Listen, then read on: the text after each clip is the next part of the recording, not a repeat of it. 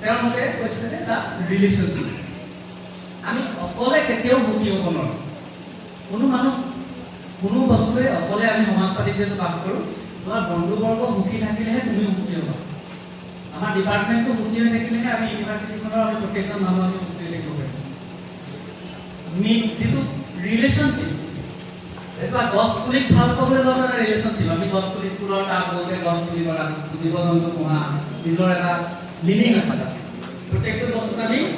সেই ৰিলেশ্যনশ্বিপটো মেইনটেইন কৰোঁ আমাৰ জীয়াই থকা এটা প্ৰেৰণা পাওঁ গছজোপা ডাঙৰ দীঘলকৈ উশাহ মেলিছে তাতো ফূৰ্তি লাগে সদায় চাই যাওঁ যে এজোপা মই ৰোৱা গছ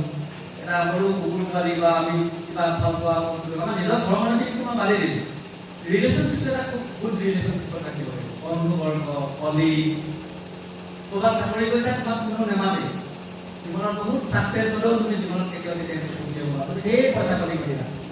সেইকাৰণে ৰিলেশ্যনশ্বিপটো এটা খুব ভাল কথা তাৰ কাৰণে সি আগৰ পৰা লিখি আছে এইখিনি বস্তু শিকিব আৰু লাষ্ট বহুত আছে মই লাষ্ট এটা চম কৰি কৈছোঁ ছেকেণ্ড বস্তুটো হৈছে আমাৰ তেওঁক কৈছে তেওঁৰ ঘৰটো যে একমপ্লিছমেণ্ট মানে তাৰ মিনিংটো কি হৈছে যে আমি সুখী কেতিয়া থাকিব পাৰোঁ যেতিয়া আজিতকৈ কাইলৈ আমি বেটাৰ হ'ব পাৰোঁ বেটাৰ মানে বুজি পাইছেনে আজি মই য'ত থিয় হৈ আছোঁ কাইলৈ তাতকৈ আৰু অকণমান মই নিজৰ সম্পৰ্ক সাধন কৰিব পাৰিম তাৰ কাৰণে আমি সদায় ক্লাছত বিভিন্ন কথা কৈ দিওঁ আজি য'ত আছোঁ আজি মই গৱেষণা কৰিছোঁ কাইলৈ আৰু ভাল কিবা এটা কৰিব পাৰিব লাগিব আজি তুমি গান গাইছা কাইলৈ আৰু ভাল আজি তুমি ভাল ছাত্ৰ হিচাপে মাষ্টাৰ ডিগ্ৰী পাছ কৰি গৈছা কাইলৈ আৰু ভাল মানৱ জীৱন পৰা ভাল লগা কথাটো হৈছে যে আমি নিজৰ উৎকৰ্ষ সাধন কৰিব পাৰোঁ আমি নিজৰ পজিটিভিটিটোক এটা ভৱিষ্যতলৈ এটা ছাকচেছফুল জীৱনৰ পৰা হেপিনেছলৈ কনভাৰ্ট কৰিব পাৰোঁ নহ'লে ছাকচেছফুল মানুহ জীৱনত দি আছে কিন্তু তেওঁলোক কেতিয়াও সুখী নহয় কিন্তু যিবিলাক মানুহ সুখী সদায় মনত ৰাখিবা তেওঁলোক অলৱেজ ছাকচেছ